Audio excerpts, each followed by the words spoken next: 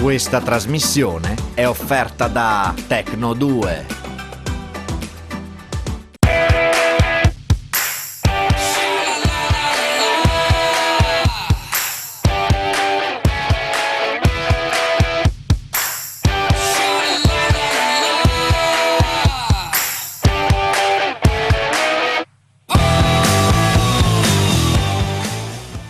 Buonasera e bentrovati a questa puntata di Economy FVG. Questa sera vi facciamo fare un viaggio nel mondo delle criptovalute, è ormai un termine che è entrato insomma nelle case di tutti, bisogna dire anche da una parte con un certo fascino, dall'altra con una certa preoccupazione, perché ce lo racconta la cronaca insomma degli ultimi giorni, ci sono dei casi che riguardano proprio le criptovalute a livello internazionale, ma ce ne sono altri anche molto vicini a noi che hanno visto bruciare decine di milioni di euro, addirittura miliardi di euro. Abbiamo sentito parlare del caso FTX, che è un caso naturalmente internazionale. Più vicino a noi, come dicevo, c'è il recente caso della NFT che ha visto insomma finiti, truffati di fatto circa 4.000 persone qui a nord-est con circa 100 milioni di euro, questo quanto ipotizza la procura di Pordenone e la procura di Treviso che adesso ha in mano l'indagine, insomma, spariti. E quindi il mondo delle criptovalute rimane un mondo, come dicevo, affascinante, perché ci sono state e ci sono ancora tuttora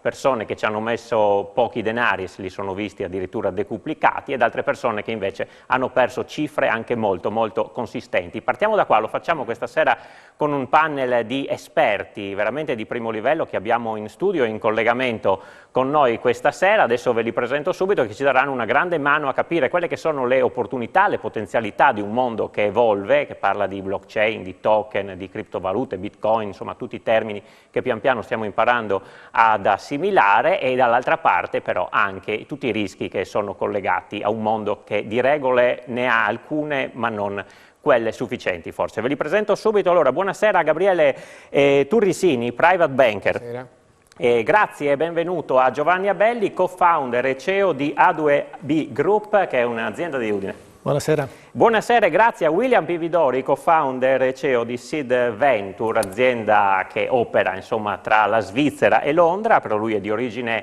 friulana e proprio in questi giorni è qui. Grazie per essere venuto. Grazie, buonasera a tutti. E per quanto riguarda i rischi invece, come vi dicevo, benvenuta l'avvocato Lina Sguassero per Consumatori Attivi, che sta difendendo insomma parecchie delle persone che sono rimaste incastrate.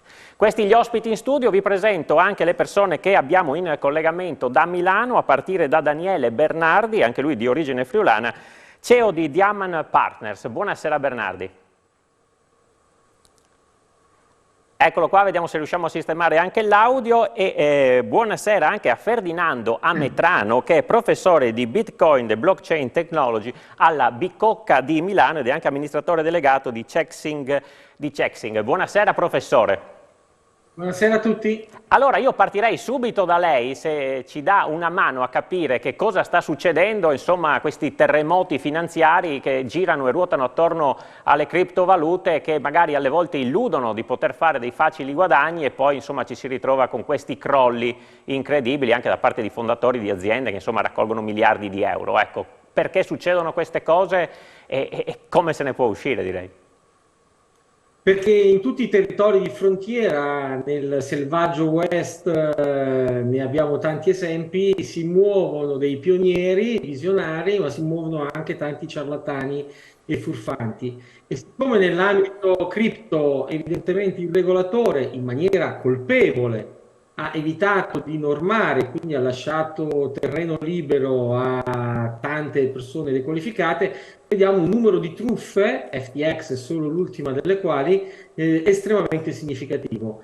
Certo è però che se lei chiede a me, io le dico che l'oro c'è e luccica e si chiama Bitcoin, solo attenzione ai compagni di viaggio e alle prospettive di arricchimento facile, perché non c'è, ricordiamo sempre a tutti quelli che ci seguono, non c'è remunerazione nei mercati finanziari che non sia remunerazione di corrispondenti rischi finanziari. Quindi evitiamo le truffe e cerchiamo di essere consapevoli di quali rischi finanziari andiamo a prendere quando investiamo in criptovalute. Ecco, secondo lei appunto questi terremoti insomma che ci sono stati, uno immagina che siano monete digitali, che siano soldi non veri, in realtà alle spalle ricordiamolo che ci sono capitali e denari reali. Ma assolutamente parliamo di un mercato che nel suo momento di picco è arrivato a valere 2 trilioni di dollari e anche oggi, dopo un severo ritracciamento, vale ancora comunque 800 miliardi di dollari. È un mercato ovviamente dove andiamo dall'oro digitale di Bitcoin a una piattaforma tecnologicamente evoluta come Ethereum a altre coin che sono velocemente magari ciarpame tecnologico. Ripeto, in un mondo in cui gli operatori finanziari tradizionali non si muovono, per cui se ai clienti fosse semplice sollevare il telefono e dire vorrei acquistare 20.000 euro di Bitcoin, poi tante truffe non ci sarebbero, e invece bisogna far da sé ed è difficile discriminare tra operatori affidabili e operatori non affidabili. Eh sì, e proprio insomma, mi dà l'assist per far intervenire Gabriele Turrisini, perché private banker, insomma, uno immagina, voglio investire in Bitcoin, vado in banca, chiedo a loro, insomma, come funziona per chi volesse approcciarsi e tentare un investimento, insomma, in queste criptovalute, insomma. La domanda è una bella domanda a cui, per paradosso, come diceva adesso Ferdinando, la risposta è una non risposta. Perché? Perché il sistema ancora oggi non è così, chiamiamolo crypto friendly, cioè non ha quella attenzione verso questo segmento del mercato che invece riceve in altri paesi del mondo. Ti faccio un esempio: se la regia riesce a combinare le slide o pensi sia impossibile? Tu parla e poi okay. Insomma, vedremo. Nel mondo delle criptovalute si è cercato di renderle fruibili, maggiormente fruibili, anche tramite strumenti che potevano essere tranquillamente regolati. La slide che vedete adesso è quello che la gente pensa accada normalmente, c'è una bella riga che sale sempre, in realtà il percorso, che è il percorso della frontiera che diceva prima il professore Metrano, è un percorso molto tortuoso in cui i briganti, i banditi, sai che assaltano le diligenze. Però se voi riuscite a prendermi la slide numero 18 e le seguenti, le 2-3 seguenti, il sistema cosa ha creato a un certo punto? Per rendere fruibile l'accesso alle criptovalute non entrando tramite gli exchange, che diventavano di per sé pericolosi, come si è visto nel caso di FTX, il sistema cosa ha cercato di fare? Ha cercato di creare dei prodotti che fossero rappresentativi, emblematici di quello che era, fisicamente rappresentativi di quello che erano le criptovalute, e questi erano i famosi ETP. Gli ETP, possiamo andare alla slide successiva, di fatto cosa facevano? Di fatto vogliono rappresentare il sottostante criptovaluta in un mercato che invece è regolato, controllato, come in tutti gli altri ETF del sistema, chiaramente rappresentando quello che invece era un asset fruibile e facilmente controllabile. Oggi il sistema bancario di fatto, ancora oggi, abiura, utilizzo questo termine, abiura il mondo delle criptovalute perché le ritiene qualcosa che è oltre la frontiera, cioè oltre quello che è accessibile, che deve essere normalmente accessibile ai risparmiatori. Allora, grazie Pividori per quanto riguarda insomma, quella che è la sua esperienza. Voi cercate di mettere, insomma, di far incontrare i capitali della finanza decentralizzata, le start-up e le piccole e medie imprese. Ecco, in questo come si inserisce il mondo delle criptovalute? Ma allora, innanzitutto mi collego a quanto ha detto anche il professore Metrano. Siamo in un mondo ancora in totale sperimentazione e noi come imprenditori cerchiamo ovviamente di portare avanti dei progetti che possono portare del valore aggiunto. Quindi il far incontrare quello che è una liquidità che esiste, che è quella derivante dal mondo del cripto, e quindi il denaro digitale, con quello che è l'economia reale delle start-up, ovviamente incontra tutte quelle che sono le resistenze, uno di quello che è il mondo dei regolatori, con i quali è ancora difficile trovare un punto di incontro nel poter sviluppare, ma perché i regolatori anche loro cercano di capire come trattare questo fenomeno.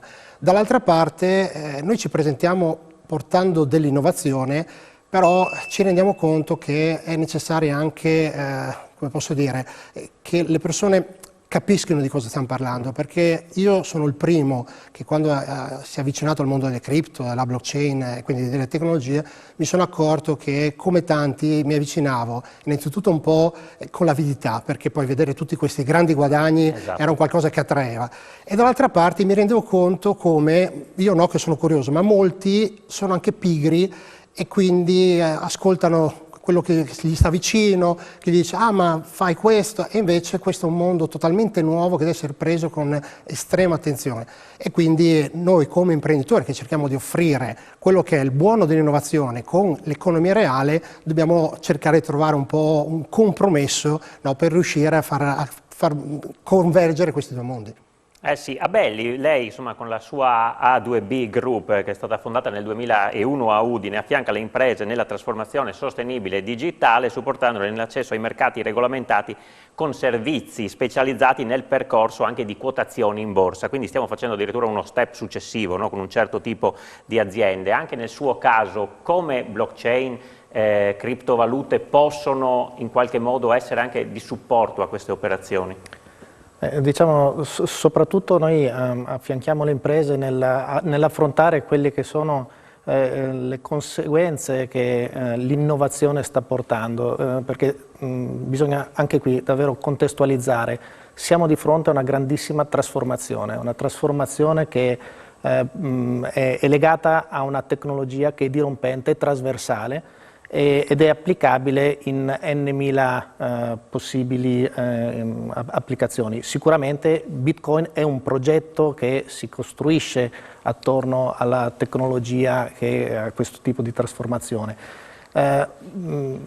Da questo punto di vista però le imprese non sono abituate e devono avere grande consapevolezza della possibilità che questa tecnologia mette a disposizione e quindi devono acquisire conoscenza, è una conoscenza che non solo le imprese ma anche le persone devono acquisire, ed è una delle grandi sfide che si pongono per poter beneficiare, cogliere le grandissime opportunità che una trasformazione così importante mette a disposizione, ma dall'altra parte anche non incespicare in quei rischi che sono ovviamente altrettanto potenti nel momento in cui ci si va a sbattere. Grazie, ci fermiamo per una piccola pausa pubblicitaria, restate con noi perché poi andiamo proprio alla scoperta di quelle che sono opportunità e veri rischi, a tra poco.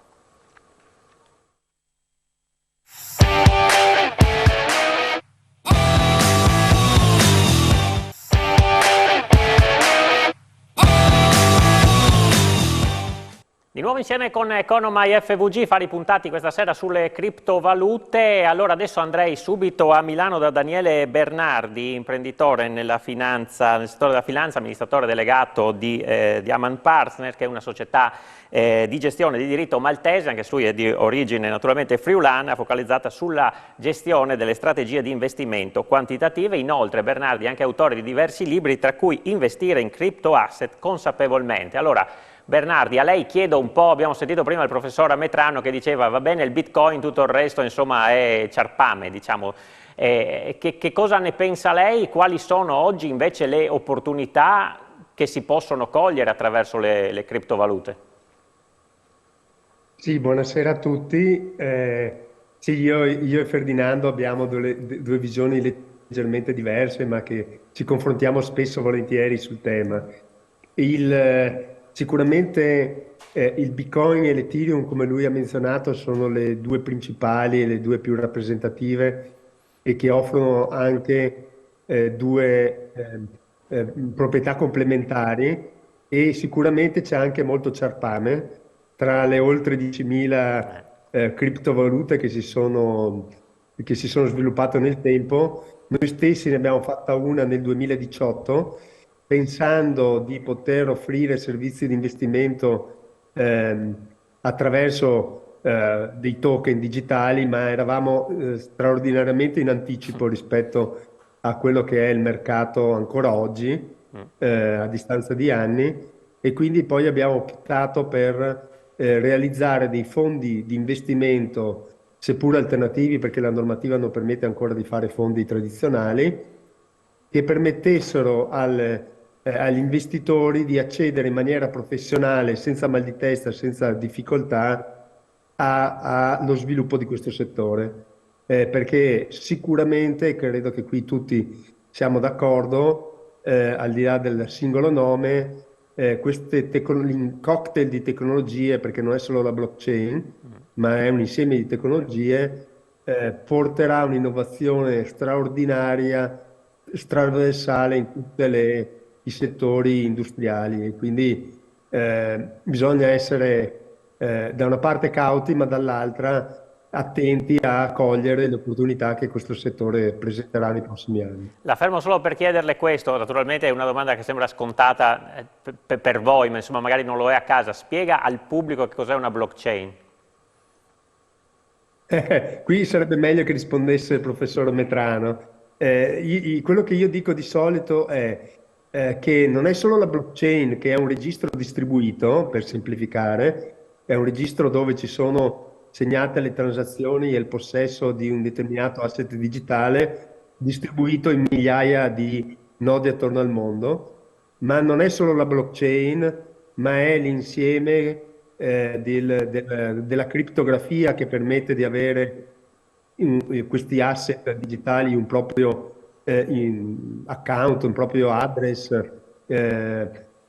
gestito autonomamente, internet ovviamente, e poi l'evoluzione della moneta in moneta digitale elettronica, e l'insieme di questi 4 componenti alla fine permette di arrivare ad avere un'innovazione tecnologica tale che ci permette di possedere i propri asset digitali senza dover rendere conto a nessuno. E questa è una rivoluzione, se ci pensiamo. Ecco, gli affari si riescono a fare, e poi passiamo ai rischi con l'avvocato Sguassero, ma insomma l'idea che ci metto, forse oggi magari meno, ma magari un tempo, alcuni denari e li vedo moltiplicati per molte volte, è vera, è successa, è ancora possibile?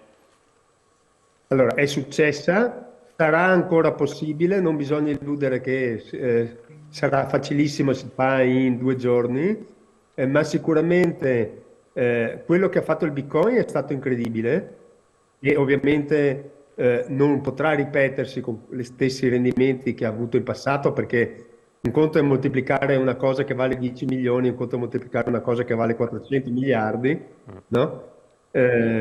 Però sicuramente, siccome è un settore in fibrillazione, sia negativa che positiva a volte, in questo momento siamo in fase negativa, ma è già il 4º ciclo che succede, quindi ritornerà la parte positiva. Sicuramente stando attenti e cogliendo gli sviluppi che ci sono nel settore, ci sarà la possibilità di fare dei rendimenti impensabili con i mercati tradizionali, sicuramente. Ecco, avvocato Sguassero, naturalmente dall'altra parte c'è il fatto che molti consumatori, anche insomma, della nostra regione, sono finiti attratti da questo mondo, e molto spesso hanno trovato alle spalle, invece delle vere e proprie truffe, che al di là del fatto che ci sia la criptovaluta come esca, potrebbe esserci, insomma abbiamo visto in passato anche qualcos'altro, insomma si sono ritrovati a perdere cifre super consistenti, e voi li state seguendo con i vostri sportelli. Sì, purtroppo abbiamo diversi esempi di consumatori che in qualche modo, ingolositi da queste promesse di guadagni facili, hanno purtroppo invece subito delle perdite consistenti, e per perdite consistenti parlo anche di centinaia di migliaia di euro da parte di persone che sono assolutamente normalissime, quindi i risparmi di una vita. Il Bitcoin, o comunque anzi le criptovalute in generale, sono affascinanti, ed è molto facile in qualche modo accedervi, perché ci si può accedere dal proprio computer a casa, un po' senza dover rendere conto a nessuno. Complice di questa situazione è sicuramente stato anche il periodo Covid e la facilità con cui anche attraverso i social vengono pubblicizzate questo tipo di iniziative. È difficile per il consumatore riuscire anche a scindere quelle che sono le iniziative diciamo buone da quelle invece che nascondono delle truffe. Dobbiamo appunto ricordarci, il Bitcoin non è in sé una truffa, comunque la criptovaluta non è in sé una truffa, d'altra parte però ne può nascondere diverse, perché i soggetti truffaldini li abbiamo sempre visti, cioè esistono da sempre e anche attraverso l'online, attraverso il web, è molto più facile nascondersi e rendere difficile anche l'investigazione e la tutela. E poi appunto il secondo problema che riguarda i consumatori che usufruiscono, comunque che vogliono investire in Bitcoin, è proprio la tutela che in questo momento in realtà è molto molto bassa, perché non c'è una regolamentazione a livello né nazionale ma nemmeno internazionale. Sì, assolutamente. Professor Metrano, la mancanza di regole crea anche, insomma, dei sospetti, no, all'interno di questo mondo, perché ci dovrebbero essere delle regole un po' più chiare. Si può arrivare lì? Come si sta ragionando per arrivare a dare dei paletti, insomma, un po' più determinati? Ma guardi, il tema delle regole è sempre controverso. Proprio in queste ore la nuova legge di bilancio sta delineando un trattamento fiscale per le criptovalute e c'è una parte di me che dice finalmente era ora. Dall'altro lato bisogna fare attenzione che la regolamentazione non sia paternalistica e soprattutto non soffochi l'innovazione o addirittura non spinga operatori italiani all'estero. Qui prendiamo il caso FTX. Abbiamo una società che non aveva garanzie assicurative, abbiamo una società che non era sottoposta a audit di terza parte, una società che non aveva un processo di custodia trasparente, una società che non dava quelle che in gergo tecnico vengono chiamate prove di riserva, cioè la dimostrazione di avere degli asset e di controllarli. E inoltre aveva una sede legale alle Bahamas, posto stupendo per andarci a fare vacanza, un po' più preoccupante per il business. Allora c'è anche da dire che gli investitori spesso hanno delle ingenuità notevoli, cioè non fanno alcun tipo di verifica. Io qui per carità lo dichiaro subito che come imprenditore ho un conflitto di interessi. Guarda caso, la nostra società ha garanzie assicurative, ha auditi di terza parte, ha un processo di custodia trasparente, dà prova di riserva prima al mondo dall'ottobre 2020 e non da ultimo ha sede in Italia. Ecco, allora i risparmiatori devono stare attenti. In assenza di attenzione del risparmiatore, una qualche regola, una qualche impostazione da parte delle diverse autorità di vigilanza è opportuna. Ricordiamoci che vale ancora il monito dell'autorità bancaria europea, che nel luglio 2014, 8 anni fa, diceva alle banche centrali di dissuadere le istituzioni finanziarie dal comprare, vendere e detenere le criptovalute, in attesa di un quadro regolamentare. Cosa abbiano fatto in questi 8 anni, per cui un quadro regolamentare ancora oggi non c'è? Certo, arriverà a febbraio la normativa europea MiCA, che poi diventerà un regolamento, quindi attiva in tutta Europa 18 mesi dopo. Parliamo però della fine del 2024. Quindi insomma il regolatore è in ritardo e poi si stupisce che il risparmiatore è lasciato in balia dei truffatori. Ecco, insomma, diciamo chiaramente le responsabilità sono degli investitori ingenui che non fanno i controlli che dovrebbero fare, neanche quelli di buonsenso, e di un regolatore che li ha lasciati da soli. Sì, Turrisini, vediamo che queste criptovalute hanno dei valori oscillanti molto importanti, crescono molto di valore, poi crollano, anche questo insomma crea delle preoccupazioni. È però un andamento normale insomma in questo mondo o naturalmente questo va a influenzare parecchio anche il mercato? Allora, chiederei alla regia se ci mette la slide 21 che ci dà una mano sia da un punto di vista per inquadrare quello che diceva prima Bernardi, sia per contestualizzare quello di cui stiamo parlando. Questa che sembra un geroglifico stranamente colorato, o un puzzle, vi fa vedere come quest'annata 2022 sia stata un'annata difficilissima per gran parte degli investimenti, non soltanto il Bitcoin. Certamente il Bitcoin, se voi vedete contornato di blu, è di fatto l'asset finanziario che nell'annata ha fatto registrare il rendimento peggiore, che è un meno 65%. Questo perché era cresciuto molto prima. Se guardiamo cosa aveva fatto prima, e voi potete passare alla slide successiva e così riprendiamo il discorso di Bernardi e lo facciamo capire anche ai nostri telespettatori, voi vedete che nella sua storia, in realtà, il Bitcoin ha fatto, come diceva prima Daniele, 4 crisi, non è la prima, A Daniele dopo puoi chiedere cosa ha fatto un investitore che avesse comunque recuperato qualcosa da Mt. Gox, che è stato il primo grande capitombolo del Bitcoin, il primo grosso problema da un punto di vista di exchange che avevano dimostrato la loro fallacità.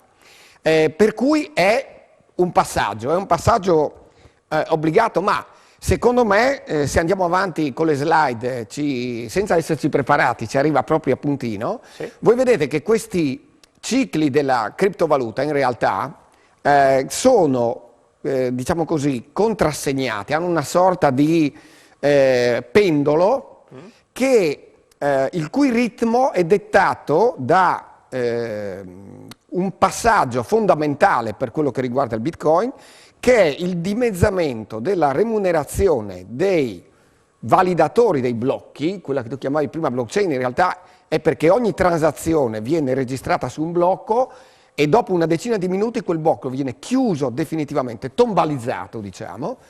Per ognuno di quei blocchi viene effettuata una remunerazione che nella genialità di Satoshi Nakamoto viene dimezzata ogni 4 anni. Noi arriveremo al 2140 in cui un validatore di un blocco prenderà 0,701, che è un Satoshi, per essere remunerato. Oggi prende 6 Bitcoin e 25 per ogni lavoro che fa. Una cosa mi interessava dirvi, che era dalla slide successiva, che secondo me è fondamentale da capire per inserirci in questo ambito. La slide successiva testimoniava un titolo di Bloomberg che diceva semplicemente: ma perché con questi dati in cui effettivamente il Bitcoin è cresciuto, se voi guardate, dovrei dire una stupidaggine, ma il 5560% negli ultimi 10 anni, sì. Perché ha perso?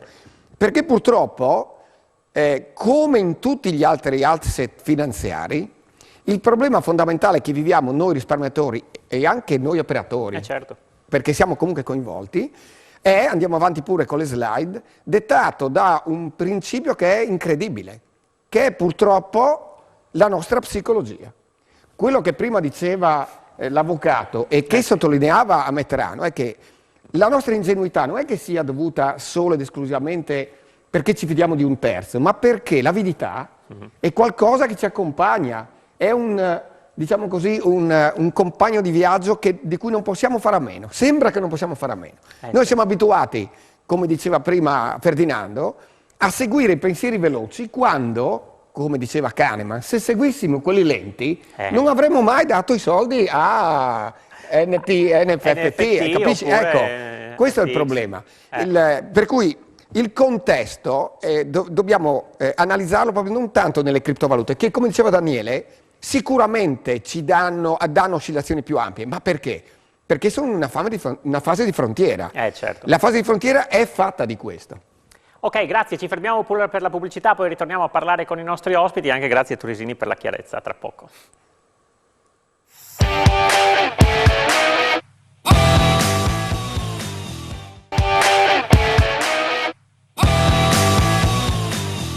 Di nuovo insieme con Economai FVG, insomma come avete capito dai ragionamenti che abbiamo fatto questa sera con i nostri ospiti, il mondo corre veloce, va verso un futuro che naturalmente non lo stabiliamo noi, ma il futuro stesso con la sua velocità a obbligare noi a stare a questo passo. Insomma a Belli siamo già in una fase di web 3, ormai siamo andati oltre, insomma in che fase siamo e come dobbiamo guardare anche il futuro che ci aspetta, insomma senza tante paure, sapendo però insomma che ci dobbiamo mettere al passo e questo nasconde dei rischi evidentemente. Certo, la trasformazione che è in corso è esattamente quella che porterà tutte le organizzazioni, quelle aziendali, quelle sociali, a dover adottare quelli che sono i principi del Web 3, si dice, che proprio rappresenta effettivamente il grande elemento che sta aggiungendo una potenza enorme alle interazioni tra gli utenti che si appoggiano al digitale. Diciamo, facendo il percorso, il Web 1 ha permesso attraverso il digitale agli utenti di accedere alle informazioni, quindi leggo e accedo in maniera diretta attraverso il digitale all'informazione. Il Web 2.0 aggiunge la scrittura, quindi partecipo e col contenuto posso partecipare appunto all'inserire il contenuto e quindi leggo e scrivo. I social rappresentano appunto questo passaggio.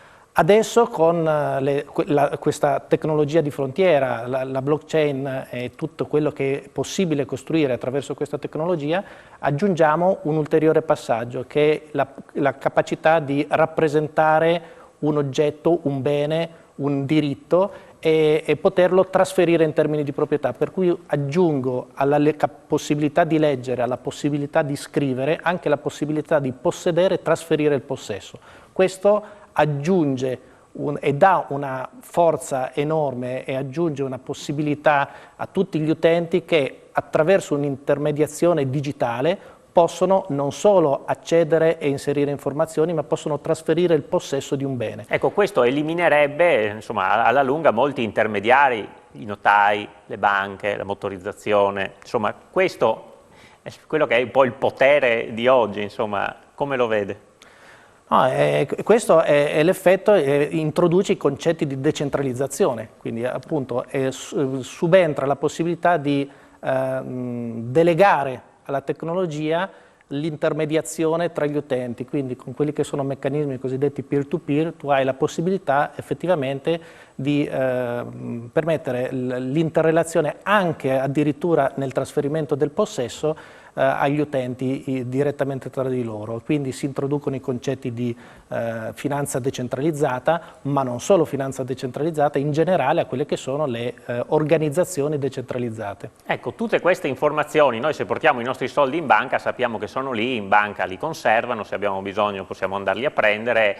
In questo caso, e lo chiedo a Bernardi, insomma noi le chiavi le abbiamo noi, ecco, come devono essere tenute queste chiavi? Perché abbiamo sentito anche in passato che qualcuno ha perso le password e ha perso anche tutti i soldi che aveva, ecco, quant'è importante anche la sicurezza poi, la garanzia di poter poi accedere a quelle che sono le nostre stesse informazioni, i nostri stessi soldi, in questo caso virtuali, diciamo. Ma infatti, allora, il problema vero ancora di questa tecnologia è che è molto acerba, no? Siamo all'internet del modem che gracchiava quando si connetteva il computer al cavo del telefono. Finché non arriverà qualcosa simile a questi oggetti, no? Lo smartphone che ha reso semplice e intuitivo arrivare su internet con un click senza preoccupazioni, non ci sarà una diffusione ancora di massa, no? Però questa avverrà, è solo questione di tempo perché la tecnologia c'è e quindi oggi detenere le criptovalute si hanno più strade.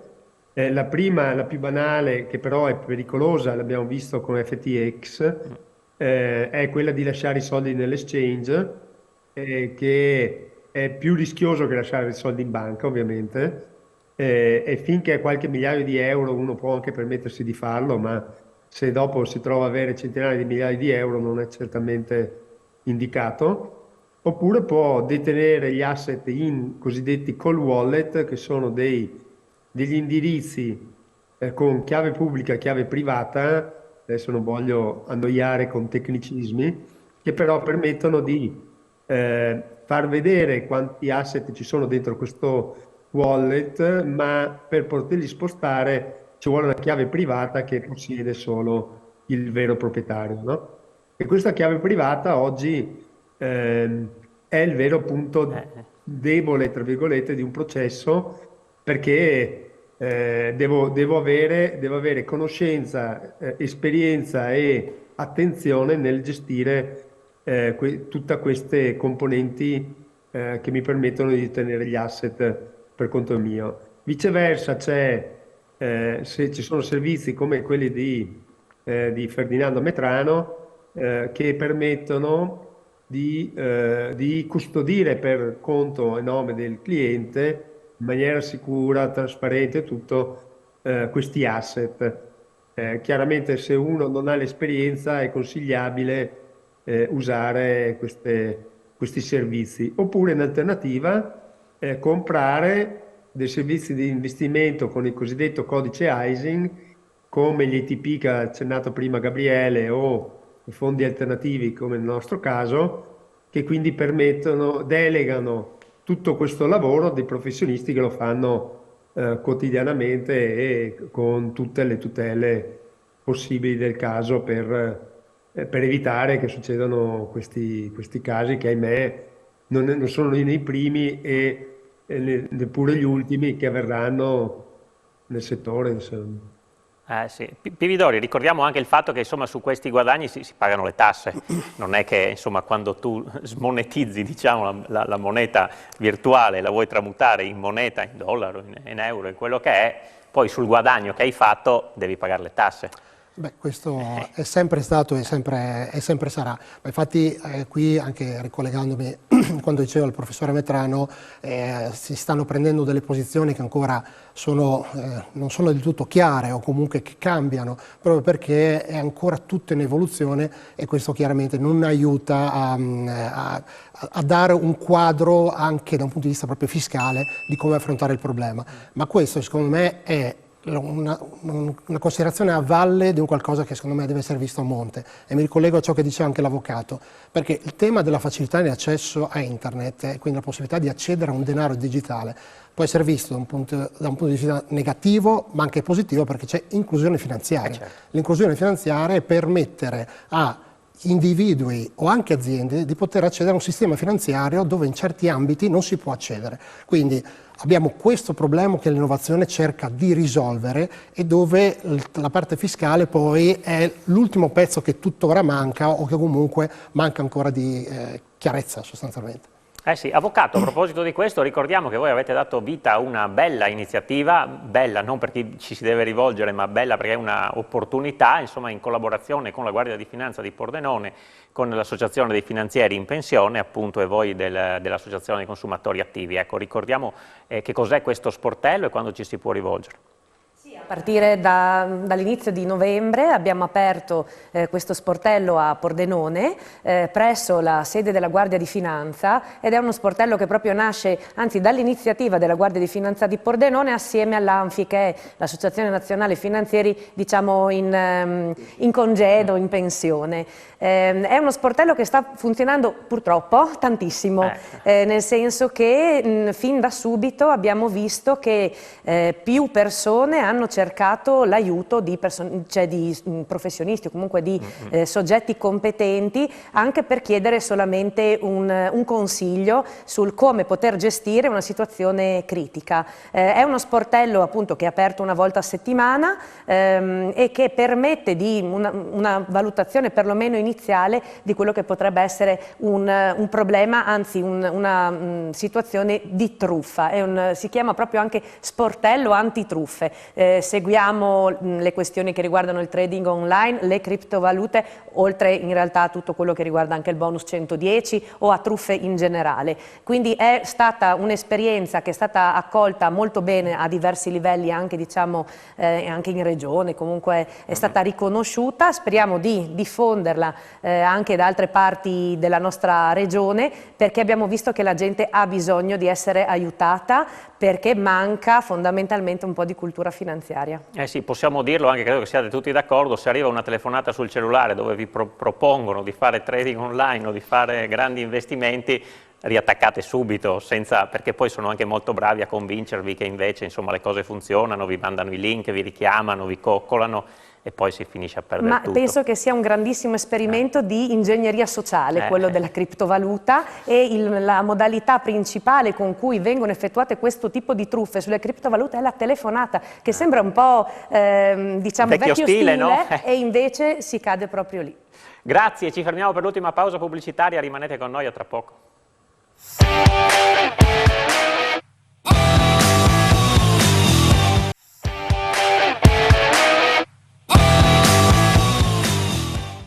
Ultima parte di Economy FVG, torno dal professor Metrano. Come abbiamo visto prima, insomma, il Bitcoin, visto che lei è un grande sostenitore di questa moneta virtuale, digitale, insomma, ha avuto una grande perdita, ce lo spiegava prima Turisini, appunto, i vari cicli di perdita, ma insomma, a suo parere quale sarà il futuro? Come dobbiamo guardare l'andamento del Bitcoin e che cosa ci aspetta? Anzitutto capire che se fallisce FTX o degli operatori fraudolenti non è detto che bisogna perdere fiducia nelle criptovalute, così come se fallisce Lehman nella crisi finanziaria del 2007-2008 non si perde fiducia nel dollaro statunitense. Ovviamente le cripto non sono tutte uguali, ma da questo punto di vista penso che siamo tutti d'accordo che Bitcoin è la più affidabile, perché per la prima volta nella storia è un bene digitale trasferibile ma non duplicabile, cioè spendibile una volta a vantaggio di Tizio ma non una seconda volta a vantaggio di Caio. Questa scarsità in ambito digitale è straordinaria perché noi siamo portati a credere che nulla in ambito digitale possa essere scarso, e la scarsità in ambito digitale ricorda la scarsità dell'oro fisico. Se riflettiamo sul ruolo che l'oro fisico ha avuto nella storia della civilizzazione, della moneta e della finanza, possiamo intuire come un oro digitale potrebbe essere dirompente nell'attuale civilizzazione digitale, e forse lo è già, nel futuro della moneta e della finanza. Quindi ecco, attenzione a non buttare, come si dice, il bambino con l'acqua calda. C'è sicuramente tanto di appunto rocambolesco, di fanfarone, di ciarlatano nel mondo delle cripto, ma ci sono anche cose che sono giuste, che sono qui per rimanere, che potrebbero rappresentare un passaggio epocale della nostra storia. Ma questi 11 miliardi, noi parliamo di FTX in questo caso, dove sono finiti? Si sente parlare anche di dark web alle spalle, insomma, di questa vicenda che ha dei contorni anche inquietanti. Ecco, lei come vede questa situazione?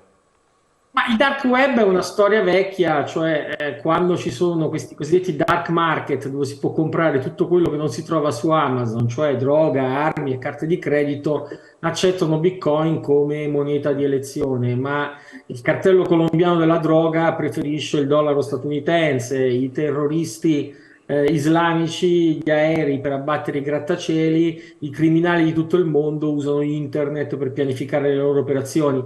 Usi patologici di qualcosa non devono pregiudicare gli usi fisiologici.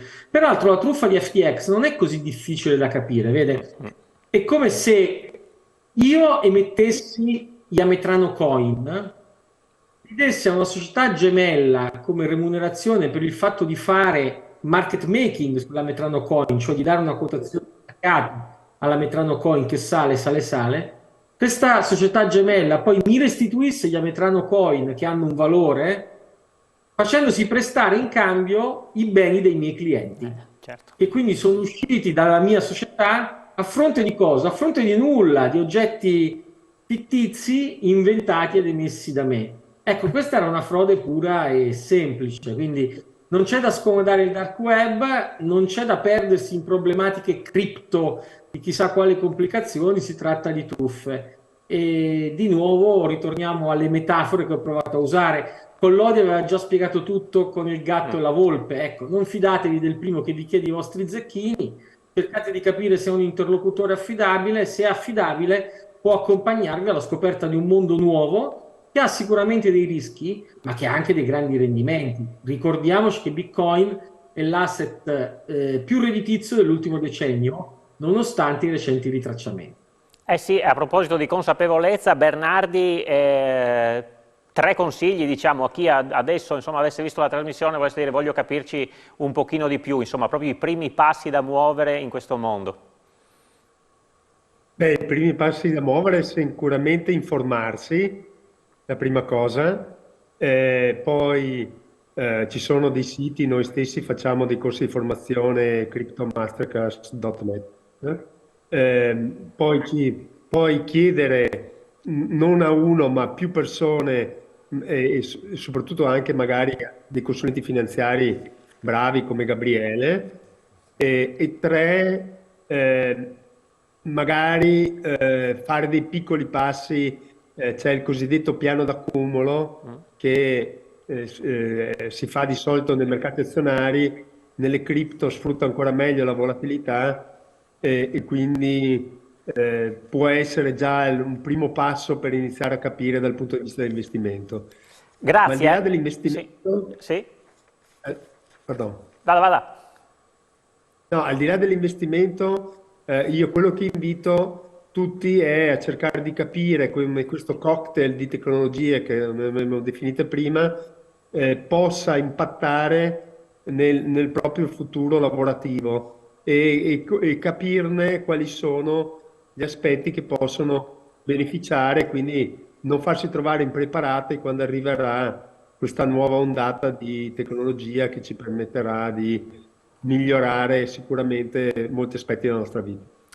Grazie, abbiamo visto insomma prima i segni in meno per quanto riguarda le monete, ma insomma questo non è molto diverso nel mercato azionario che insomma ultimamente ha perso in maniera abbastanza trasversale. Turrisini, quanti brevemente dei clienti che vengono da lei le chiedono anche notizie, investimenti possibili in criptovalute?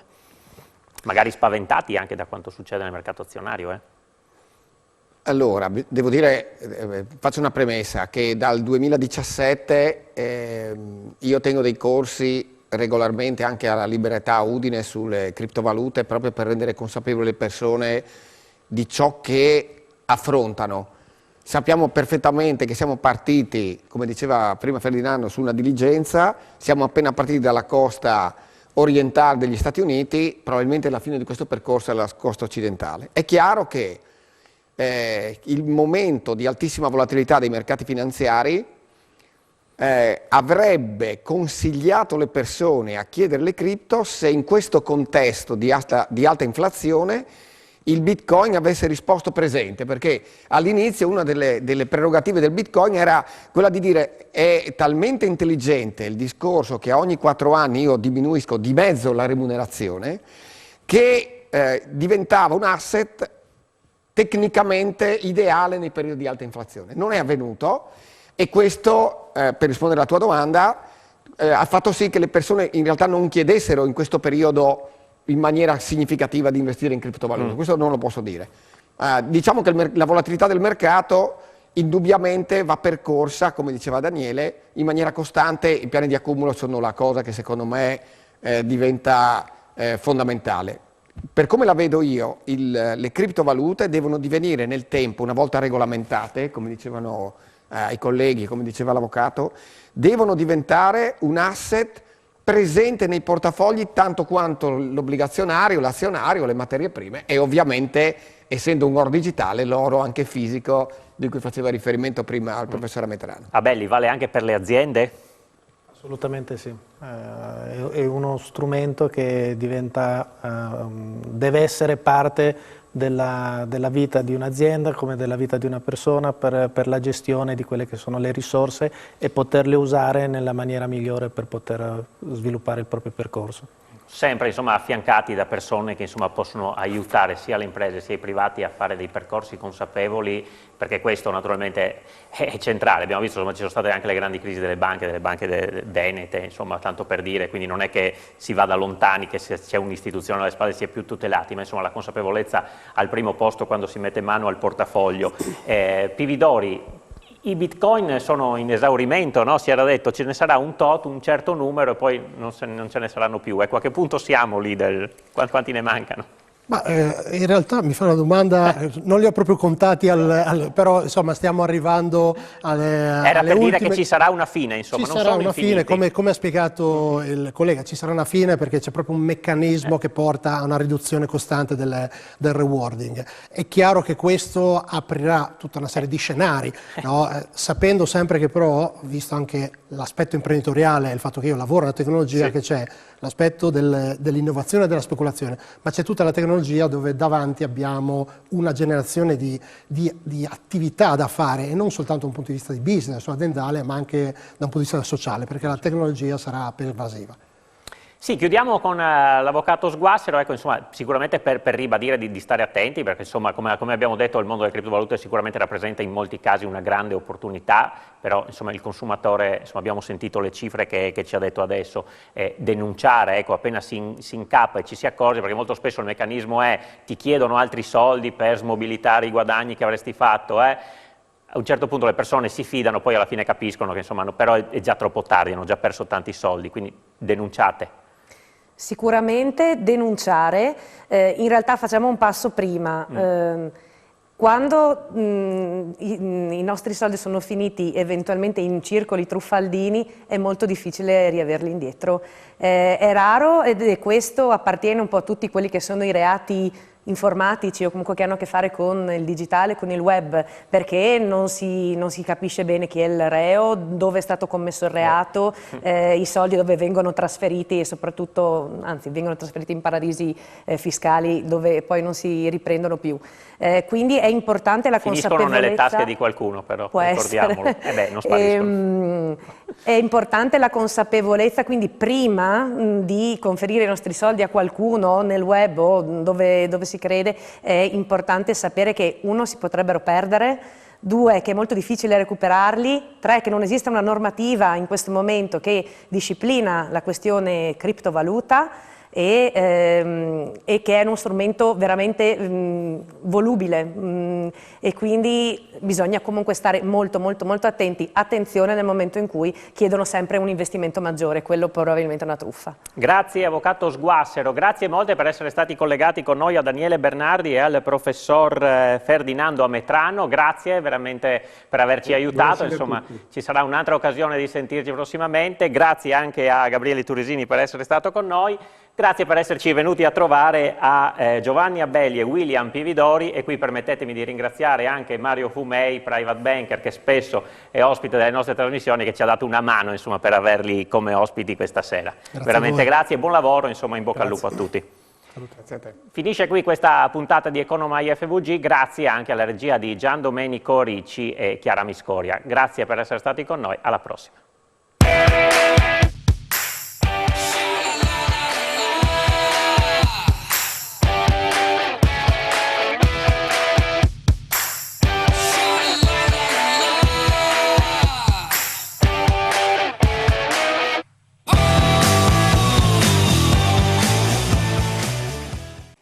Questa trasmissione è stata offerta da Tecno 2.